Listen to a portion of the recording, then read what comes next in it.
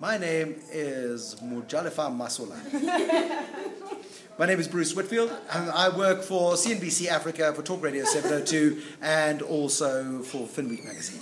I like, before I go into an interview with the chief executive, to interrogate people maybe who work with them, who work for them, maybe one or two of their competitors, and maybe some analysts as well. So yeah, absolutely. You go in fully armed so that everything they say you can interrogate more effectively. Because otherwise, if you go in cold and you haven't prepared properly, they can simply give you a line and say, the moon is made of cheese. And if you can't negate that particular comment, well then you have to write down the moon is made of cheese, and you're the one who's going to look like an idiot. Can I tell a quick story, a war story? Do you mind a war story? Where I knew before anybody else that Steve Boyson, the chief executive of ABSA, was leaving. I knew before Steve Boyson knew that he was leaving. I phoned up Jill Marcus, who was then the chair of ABSA, on her cell phone.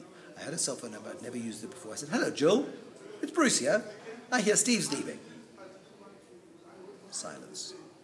Who told you that? I said, I can't tell you that. She said, well, then I can't confirm whether it's true or not. I said, but I happen to know it's true, Jill.